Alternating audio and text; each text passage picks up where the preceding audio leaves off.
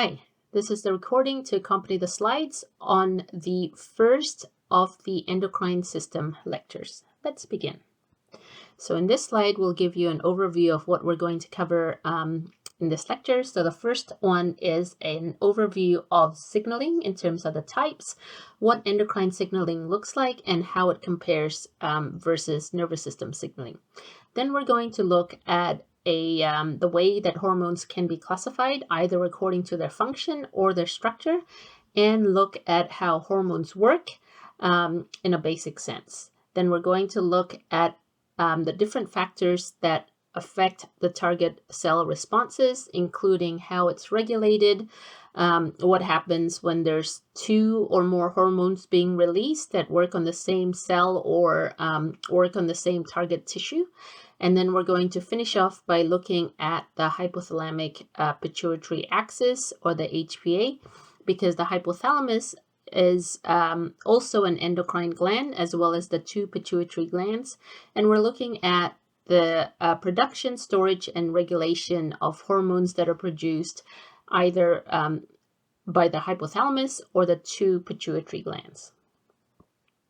So to start off with, this is just an overview of the different types of chemical signaling that exist in the body. And so when you look at the table over here with the diagrams, what you can see here is that there's 4 different types.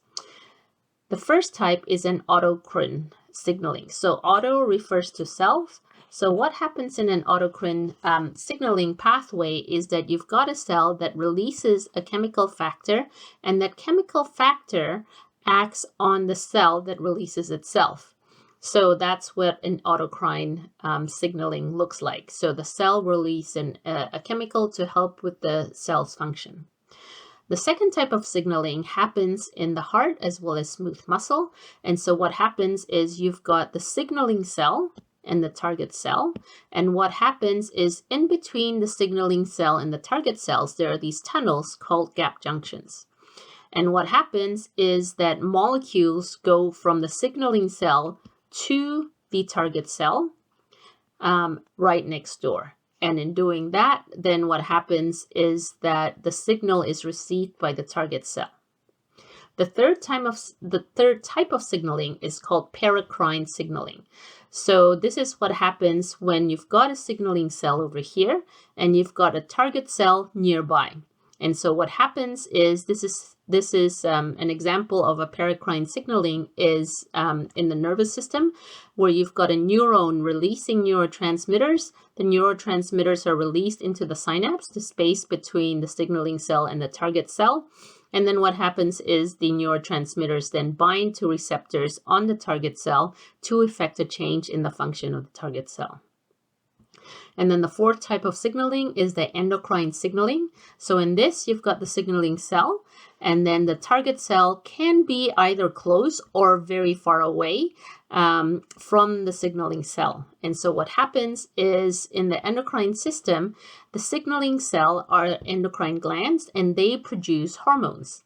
And what happens is the hormones are released into the bloodstream, and the hormones then travel along the bloodstream in the blood vessels, in the circulation pathway, until it gets to a target cell with a receptor that's specific to that hormone. And then what happens there is then the hormone leaves the blood, the hormone binds to the target cell, then the target cell has an effect based on the influence of the hormone. So these are the 4 types of chemical signaling. When we look at an overview of the endocrine system, what we can see here are these 5 different facts. So the first one is that the endocrine system works together with the nervous system. And when we look at what happens between those two and why we need both the endocrine and the nervous system, is that the nervous system effect is quick but short-lasting, right? So when something happens to disrupt homeostasis, what happens is oftentimes the nervous system kicks in to have a very quick but short-lasting effect. Now, if that disruption to the homeostasis continues, then what we need the endocrine system to also kick in. And that's because the effects of the endocrine system when it's stimulated is longer lasting, but it also takes a while to be effective. Right? And so what happens is you've got the quick, short-lasting effects of the nervous system kicking in immediately. And if that is not sufficient, then the slower, longer-lasting endocrine system then kicks in. On the diagram on the right-hand side, you can see that there's various different glands of the endocrine system scattered widely throughout. So we've got some in the brain, in the central nervous system. We've got some in our neck region, the thyroid, the parathyroid. We've got some in our abdominal cavity, the adrenal glands, the pancreas, the uterus, the ovaries, the testes. Right? So again, they're scattered throughout the body. These are glands or tissue that produce hormones. And so what happens is these endocrine glands produce hormones. The hormones then travel through the circulation pathway to have its effect in some cells with specific receptors. A few endocrine glands are made of neurosecretory tissue. That means that they've got neurons that produce the chemicals, and those chemicals are released into the bloodstream. And so therefore, so a couple of examples are the hypothalamus and the adrenal medulla. We've talked about the adrenal medulla before because the adrenal medulla, when stimulated by the sympathetic nervous system, then releases both epinephrine and norepinephrine as hormones into the bloodstream. And these epinephrine and norepinephrine last a longer time than norepinephrine that's released by the nervous system. Endocrine glands are ductless glands because what happens is that the glandular tissue releases the hormones into the blood. And as I said, they travel to target cells with specific receptors. Endocrine glands produce more hormone molecules than are actually needed. And so what happens is at any given time, we are producing normally more hormones than we need. And the rest, the hormones that aren't being used get broken down by metabolic processes or they get excreted by the kidney. In terms of the general principles of hormone action, there are a lot of similarities.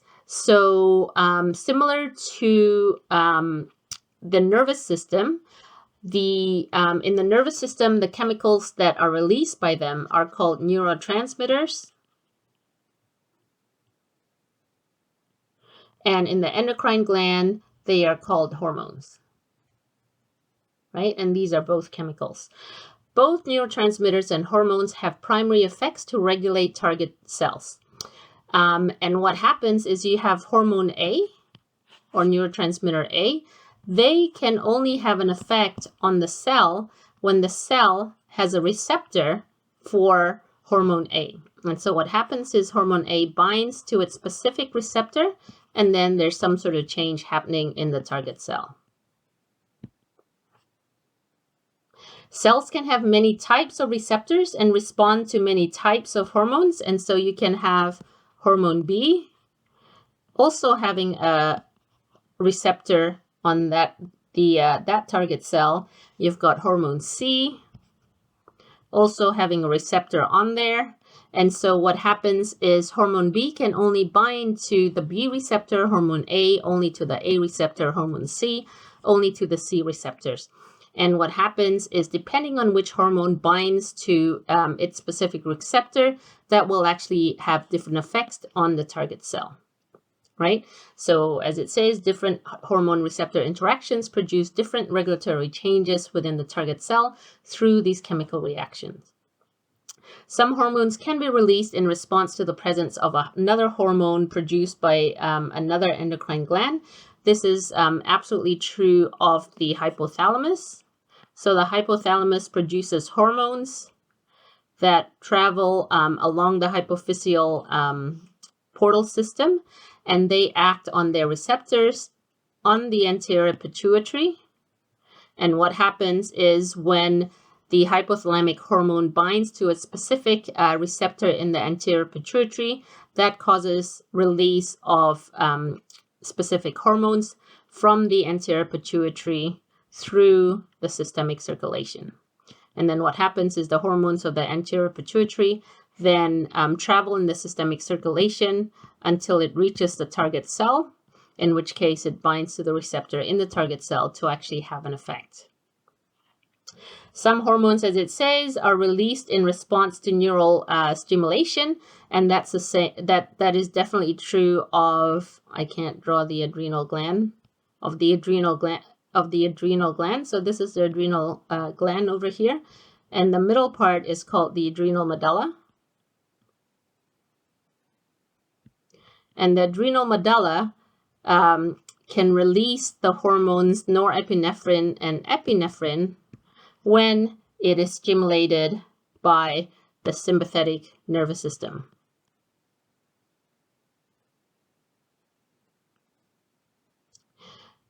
The endocrine gland is sensitive to physiological changes produced by its target cell, and so we're going to talk more about the regulation of hormone release. And then the sensitivity of the target cell may also be regulated by factors that affect signal transduction or gene transcription. And so with this, we're going to talk about in terms of down and up regulation, depending on what else is happening around the system. So if you look at the three diagrams that are in a row on the right-hand side, what you can see is the diagram on top shows how steroid hormones act, and we're going to talk about that in a little bit more detail later on. The middle diagram shows how the nervous system is activated with the release of neurotransmitters from these vesicles. And then the bottom diagram shows how non-steroid hormones work in general. Right? And we're going to talk about this diagram as well as this diagram as we go along. So this is just a comparison of the endocrine system as well as the nervous system. So you can see in terms of the overview of the function of the endocrine and the nervous system, it's the same, right? They're both messaging system. They both function to communicate, integrate, and control. They both send signals to maintain homeostasis, and they both release chemicals. In the case of the endocrine system, it's called hormones. In the case of the nervous system, it's called neurotransmitters. And each hormone and each neurotransmitter binds to a specific receptor to cause a change in the target cell. The endocrine system, in terms of the target cell, they are found, the target cell is virtual all tissues in the body, whereas in the nervous system, it's muscle and glands only. In terms of the general effect, you've got here the target cells or the postsynaptic cell in the case of the nervous system. Endocrine system releases hormones. Nervous system releases neurotransmitters. The cells that secrete hormones are glandular epithelial cells. Cells that secrete neurotransmitters are neurons. In terms of the distance that the chemical of the two different systems travels, so the endocrine system, the hormones can travel a far distance via blood, whereas in the nervous system, the neurotransmitters are released and they travel a very short distance across the synapse.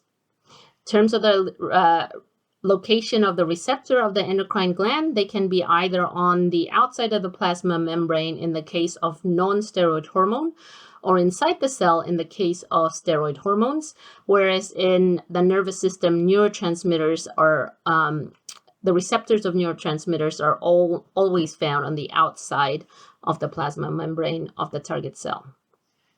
Speed and duration of response of the endocrine system. So the endocrine system takes a while, either seconds to hours for it to kick in, but the effects are longer lasting, so hours to days. Whereas in the nervous system, the speed of response is very, very quick, so milliseconds even before we can even think about it. But also the duration of response, how long it lasts, is very, very short. And so these two systems work together to actually coordinate and maintain homeostasis of the body. When we look at how hormones are classified, hormones can either be classified according to their function or according to their chemical structure. When we look at classification of hormones according to their function, they can be classified in 3 different categories. The first one is tropic hormones. So tropic hormones target other endocrine glands to stimulate their growth and secretion of their particular hormones. Sex hormones target reproductive tissues. So sex hormones are progesterone, estrogen, and testosterone. Anabolic hormones stimulate the production of complex molecules in target cells. And again, anabolism is the anabolic reactions are reactions that build more complex molecules, and so anabolic hormones stimulate production of complex molecules in target cells. When we look at the classification hormones according to the chemical structure, they can be split into 2. One is steroid hormones. So steroid hormones are lipophilic, right? And these are the 5 steroid hormones that are found in the human body. And then everything else are non-steroid hormones. So steroid hormones, if you look at it, 3 out of the 5 steroid hormones are sex hormones. So estrogen, progesterone, testosterone.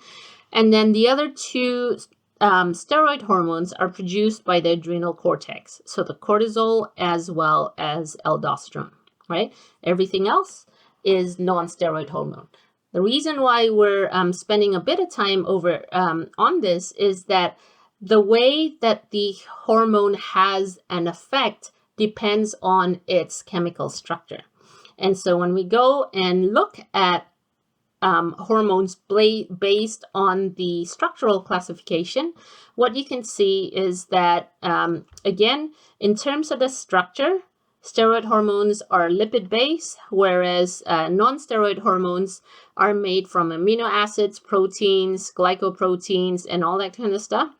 The location of the receptor of a steroid hormone, because it is lipophilic, what happens is the steroid hormone can actually cross the plasma membrane, right? So this is the capillary. So steroid hormone can cross the plasma membrane, so get out of it without just by normal diffusion, as well as enter into the nucleus. And what you can enter into the cytoplasm of the target cell. And what you can see here is that the receptor can either be in the cytoplasm or can be in the nucleus, right? The response time of a steroid hormone is longer than the response time of a non-steroid hormone, because at the end of the day, what happens with a steroid hormone is that it stimulates gene expression, transcription, and translation, and to actually stimulate protein synthesis. And so that protein needs to be made and is only made when the steroid hormones binds to its receptor, and the synthesis of protein takes a while for it to accumulate and to have an effect. So that's why it takes hours to days. Another fun fact is when steroid hormones travel in blood, they need to actually bind to transport proteins in order to be soluble in plasma. Because again, steroid hormones are lipophilic. Usually lipophilic substances are not soluble in water, but once they are bound to transport proteins, they become more soluble in water. And because they are bound to these transport proteins in the in the plasma, in the blood plasma inside the blood vessels, what happens is that these steroid hormones that are linked to transport proteins provide a ready supply of steroid hormones in the system. The binding of that also slows down excretion by the kidney because those plasma proteins are too large to actually leave the fenestrated capillaries in the kidneys, so they tend to actually circulate for a much longer time than, say, a non-steroid hormone. Speaking of which, non-steroid hormone, because they are hydrophilic, what happens is they can actually leave the capillaries to enter into the extracellular fluid, the intracellular fluid. But because they are hydrophilic, what happens is they can't cross into the cell membrane of the target cell. And so what happens is the receptor is always on the outside of the plasma membrane. So once the hormone binds to the receptor on the outside of the plasma membrane, you've got some activity going on the inside to actually trigger a reaction in the target cell. And because most of the time it's a pure chemical reaction without any need to synthesize protein, the effects of a non-steroid hormone is much quicker than that of a steroid hormone. In these next two slides, we're going to talk a little bit more about the mechanism of action of non-steroid hormone in this slide, and then of steroid hormones in the next slide, right? As I said, because the effect of a steroid hormone of a non-steroid hormone do not involve protein synthesis, the action of non-steroid hormones is faster than that of steroid hormones. So let's start from the top. We've got just a hormone, water-soluble, non-steroid hormone floating around in the capillary. It leaves the capillary, this yellow triangle, to bind to specific receptors on the outside of the plasma membrane. That then activates a G protein. So the G protein is linked to an enzyme. And so when the hormone binds to the G protein, that enzyme stimulates the production of a chemical called the second messenger. So in this example, cyclic AMP is the second messenger, right? So the first messenger is the hormone, second messenger is cyclic AMP or CAMP.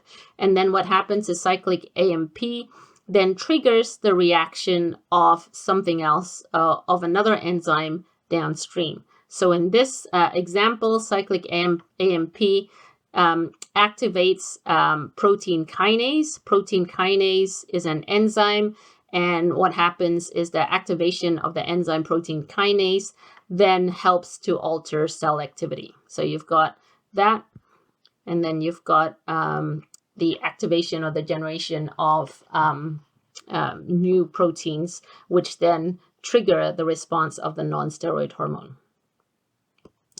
When we look at steroid hormones or lipophilic hormones, again, what happens is that they're bound to transport proteins. They leave the blood vessels freely. They can cross in through the plasma membrane, where they can bind to receptors either in the cytoplasm or in the nucleus. So in this example, the receptor is in the cytoplasm. And so what happens is that it binds to the receptor, and then the receptor hormone complex enters into the nucleus, and it triggers the transcription translation process to actually produce new protein. And it's this newly synthesized protein that then alters the cell activity. This takes a while for it to happen, and so the effect of a steroid hormone takes a little bit longer for it to actually be effective, but then it lasts also for a longer time. Next, we're going to talk about factors affecting the target cell response. So the sensitivity of a hormone and its effect depends on the amount of hormone release, as well as the likelihood that the hormone will bind to a specific receptor, right?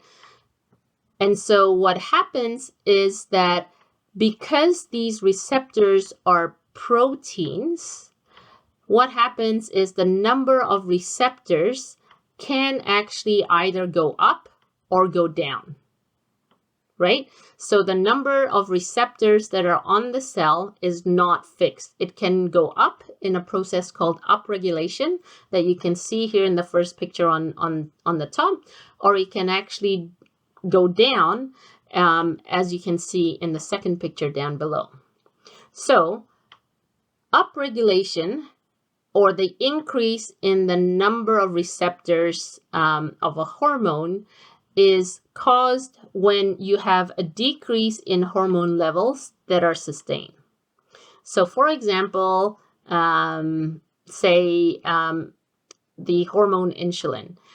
If normally you have 50 units of insulin being released when after a meal, if instead of 50 units of insulin being released, your pancreas isn't doing its job, it only releases 5 units of insulin.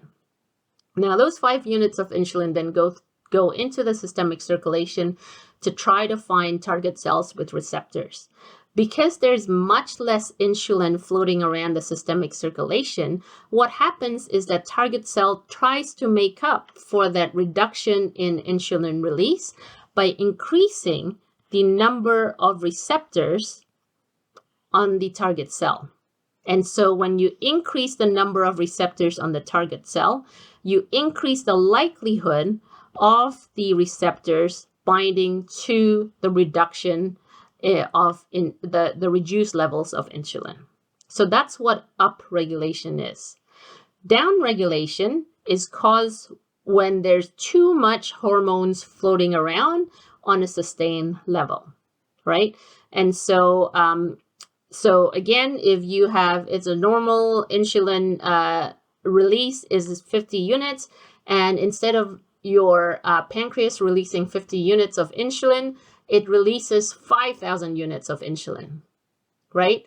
And so if you have 5,000 units of insulin, what happens is you want the target cells not to be overstimulated, right? Because the effects of 5,000 units of insulin flooding the body and being effective is just not good.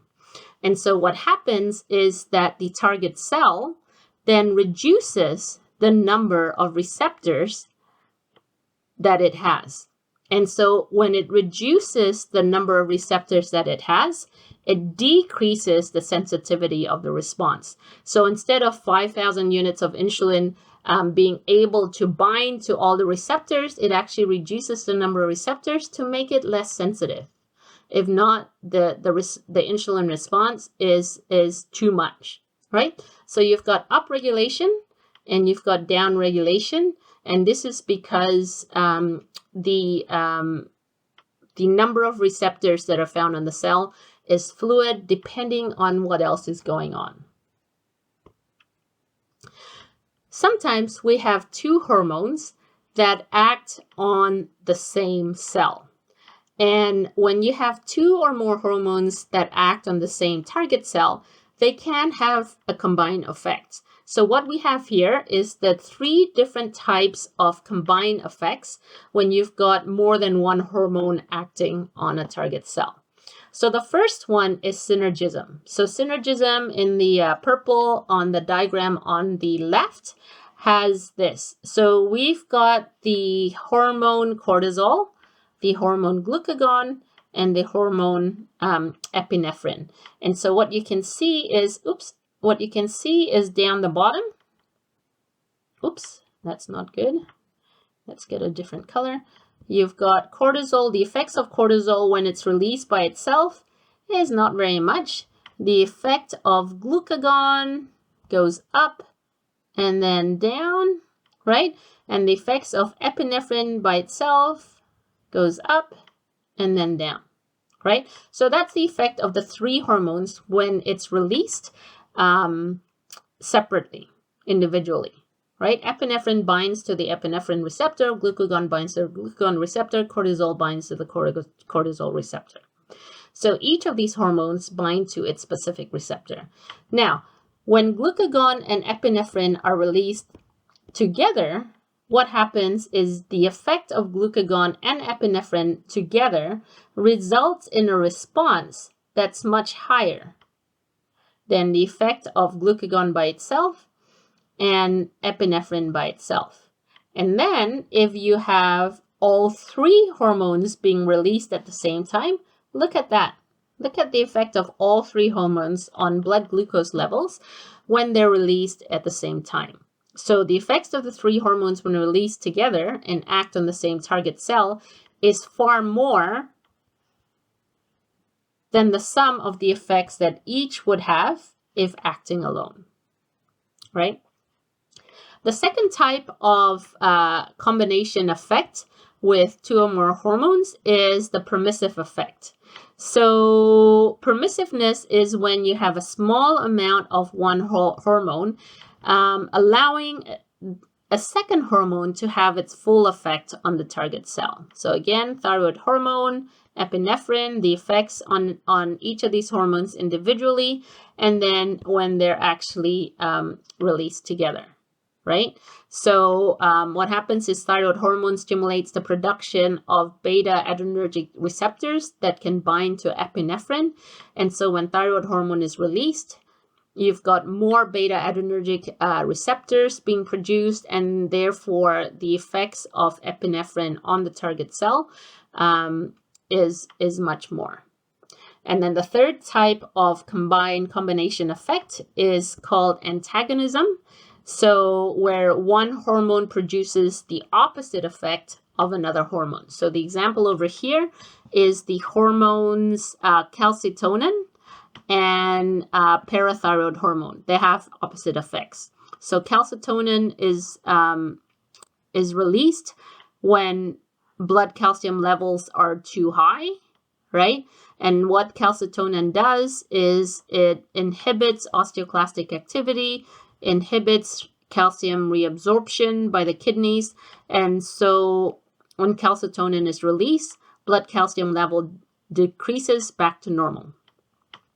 When blood calcium levels is too low, what happens is the parathyroid glands release PTH. And through these three mechanisms, calcium levels in blood drop back to normal. And so calcitonin here and PTH, parathyroid hormones, have got opposite levels on blood calcium levels. Another antagonistic pair that you've probably heard of is the combination of insulin and glucagon, right? So insulin, when released, reduces blood glucose levels, whereas glucagon, when released, increases blood glucose levels. So the effects are opposite to each other. We also just talked briefly about feedback loops. So there are two different types of feedback loops, positive feedback and negative feedback. The more common type is negative feedback, right? So what negative feedback does is it helps to maintain homeostasis. So the reason why it's called negative is that the effect of the negative feedback loop when it's triggered is to inhibit. So for example, if there is too much blood glucose, insulin is released to actually reduce blood glucose levels down to its normal level, right? So that's a negative feedback loop. Positive feedback, the overall effects is stimulatory. So what happens is you have a small change, which then leads to a bigger change that then leads to a bigger and bigger and bigger and bigger change until the stimulus is gone. So it's less common. Positive feedback loops are less common than negative feedback loops. And the purpose of positive feedback loop is to actually run through the whole gamut until that specific body function is completed. So an example of a hormone that is under positive feedback loop is oxytocin. Oxytocin is released during uterine contraction as well as during milk ejection. So what happens is when a labor starts, signaling the birth of a baby, what happens is oxytocin is released. When oxytocin is released, then the uterine contraction becomes quicker and stronger, and that continues on in a positive feedback loop until the entire baby is born and delivered and is gone from the uterus. And when the baby leaves the uterus, then what happens is that the stimulus, the stretching of the uterine wall, is no longer there, and so oxytocin release then stops. And we're going to talk more about that as we go on. Last section is the hypothalamic pituitary axis, or the HPA. So the HPA is the command center of the endocrine gland. The hypothalamic pituitary axis secretes several hormones that directly produce responses in target tissue, as well as hormones that regulate the synthesis and secretion of other glands. Hypothalamus is the central link between the endocrine and the nervous system. So the hypothalamus, as well as being involved in neurocontrol, also produces several hormones. When you look over here, we've got the hypothalamus in the blue over here, connected to the two pituitary glands. So the two pituitary glands are the posterior pituitary and the anterior pituitary. And so the hypothalamus is connected to the two pituitary glands through this infundibulum, or the pituitary stalk, right? So what we're going to do is we're going to look at the anterior pituitary gland as well as the posterior pituitary gland in a couple of minutes. So function of the hypothalamus, as I said, it links the nervous system to the endocrine system. Again, just noting that the nervous system acts very quickly, but their action only lasts for milliseconds, whereas the endocrine system is slower to actually produce its effect, but the effects of the endocrine system last longer. So the hypothalamus coordinates that, manages short-term versus long-term response. Hypothalamus is also involved in other aspects of homeostasis, including regulating water balance, regulating temperature, and regulating appetite. It's involved in memory and in motion, and it's the major relay station, so it's the go-between between the cerebral cortex and autonomic centers. So automatic responses to do with the parasympathetic and sympathetic nervous system. And then lastly, the hypothalamus is also crucial in arousal mechanism in maintaining the waking state and causing the body not to fall asleep. When we look at the pituitary glands, as I said, the pituitary glands can be split into two different glands, posterior and anterior. So anterior pituitary is in front of the posterior pituitary. The two pituitary glands also have other names, and the other names of the two different pituitary glands is describes how the hormones within each of those glands are actually made and stored. So for example, the posterior pituitary is also called the neurohypophysis, and that's because in the posterior pituitary, it releases just two hormones, oxytocin and antidiuretic hormone. But these two hormones are not produced by the posterior pituitary. These two hormones are actually produced by the hypothalamus in neurons in the hypothalamus. And what happens is it's produced by these neurons in the hypothalamus, and then they travel down the axon to the posterior pituitary, where these two hormones are stored until it's released.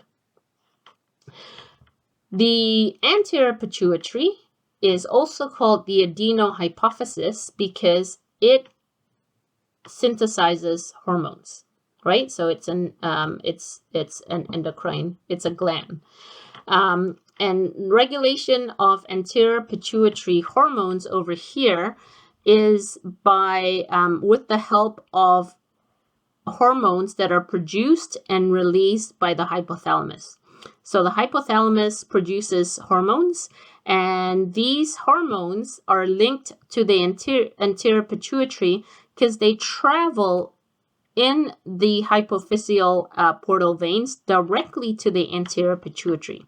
And in the anterior pituitary, you've got different receptors that are specific to the different hormones that are released and travel through the hypophyseal portal veins by the hypothalamus, right? So we're going to go through these two things. So again, both anterior and posterior pituitary store and release hormones, but the hormones in the posterior pituitary are produced by neurons in the hypothalamus, and they get transported down the axon to be stored in the posterior pituitary, whereas the hormones in the anterior pituitary are produced and stored by the anterior pituitary, but they are regulated by hormones produced by the hypothalamus. So again, there is a strong connection between the hypothalamus and the two pituitary glands. When we look at the anterior pituitary, so I'm not going to talk about what each of these hormones do. That's for the next lecture. What I'm going to talk about is the relationship between hypothalamic hormones and anterior pituitary hormones, right? So what I've done is I've color-coded the anterior pituitary hormones in pink and the hypothalamic hormones that are related to those anterior pituitary hormones in green, right? So what you can see here is that you've got 1, 2, 3, 4, 5 types of hypothalamic hormone. And what you can see is that when you look at the names of the hypothalamic hormone, they are either releasing hormone or they are inhibitory hormone, right? And so what happens is the hormones are released by the hypothalamus right over here. They travel by the hypophyseal portal system over here, and they act on receptors in the anterior pituitary. As you can imagine, the releasing hormone stimulates the release of anterior pituitary hormone, whereas the inhibitory hormones inhibit the release of anterior pituitary hormone, right? So what you have is you have gonadotrophin releasing hormone is released by the hypothalamus, travels through the portal system to act on gonadotropes in the anterior pituitary, and those gonadotropes then can release follicle-stimulating hormone or luteinizing hormone, and both of those hormones act on the reproductive system. So follicle-stimulating hormone stimulates the production and development of sperm and eggs, whereas luteinizing hormone stimulates the production of sex hormones, so estrogen, progesterone, testosterone, by gonads. Thyrotropin-releasing hormone is released again by the hypothalamus, travels through directly to the anterior pituitary, where it has receptors, specific receptors on thyrotrope cells. Once the TRH binds to the receptors on the thyrotropes, it stimulates the release of thyroid-stimulating hormone, which then goes to the systemic circulation into the thyroid gland, where it has receptors. So TSH receptors are found in the thyroid gland. The thyroid gland then releases thyroid hormone. Prolactin-releasing hormone is not often secreted. It's only secreted really when milk production is necessary. All other times, what happens is prolactin inhibitory hormone is secreted. And so prolactin inhibitory hormone inhibits the release of prolactin because most of the time we don't need to make breast milk. But in those occasions where breast milk production is necessary, then prolactin releasing hormone is released. And so PRH and PIH have receptors on lactotropes. And when so PIH inhibits prolactin release, PRH stimulates prolactin release. And when prolactin is released, it goes to the systemic circulation to act on mammary glands, which then stimulates milk production. Growth hormone releasing hormone, GHRH, and GHIH, growth hormone inhibitory hormone, work together to control the release of growth hormone by somatotropes. So GHRH and GHRH have receptors on somatotrope cells. They then control the release of growth hormone, which then acts on various different tissues in the body, liver, bone, muscles, to induce the release of insulin-like growth factors to stimulate body growth and metabolism. And then the last hormone is corticotropin-releasing hormone, released by the hypothalamus with receptors in corticotropes. Once that's released, it triggers the release of adrenocorticotropic hormone by the corticotropes, then go into the systemic circulation to act on specific receptors on the adrenal glands. And then the adrenal glands then produce glucocorticoids like cortisol to actually regulate the stress response as well as metabolism. So again, this is a handful, definitely, but follow the lead and follow the process for this. When we look at how hypothalamic and anterior pituitary hormones are regulated, what happens is this. So again, just an overview of what I said in the previous slide. We've got neurosecretory cells in the hypothalamus secreting hypothalamic hormones. These hypothalamic hormones then are released into the hypophyseal portal system over here, where they go to the anterior pituitary or the adenohypophysis. In the adenohypophysis, there are specific receptors for each of these hypothalamic hormones, and so they can bind to those specific receptors, right? So GHRH and GHIH have receptors in somatotropes, PRH and PIH have receptors in lactotropes, TRH has receptors in thyrotropes, CRH has receptors on corticotropes, and GnRH have their specific receptors on gonadotropes. Once those hormones bind to their specific receptors, then it triggers the release of anterior pituitary hormone. So again, I've linked it over there. And then what happens is when it's released, the anterior pituitary hormones are released. It gets released into the systemic circulation, where it goes in the systemic circulation until it reaches the target tissues with specific receptors. And once it binds to its receptors on the target tissue, then it can either have an effect or stimulate end organ hormones, right? So, for example, TSH will stimulate the release of thyroid hormone. ACTH will stimulate the release of cortisol, and LH will stimulate the release of estrogen, progesterone, and testosterone, right? So those are end organ hormones. When we look at the posterior pituitary, it's much simpler, thank God. And so what happens is that there are only two hormones that are stored and released by the posterior pituitary. The complicating factor is that the posterior pituitary does not produce either of these two hormones. Those two hormones, ADH and oxytocin, are produced by specific nuclei in the hypothalamus. Remember, a nucleus in the central nervous system is a collection of cell bodies. Cell bodies produces chemicals. In this case, they produce hormones. And so oxytocin is produced by the paraventricular nucleus in the hypothalamus, whereas ADH is produced by the supraoptic nucleus in the hypothalamus. And so the neurons produce the hormones. The hormones travel down the axon, similar to how neurotransmitters travel down the axon, and the axons end in the posterior pituitary. And so what happens is those two hormones go down, and then they're stored in the posterior pituitary. Release of oxytocin is regulated by a positive feedback loop.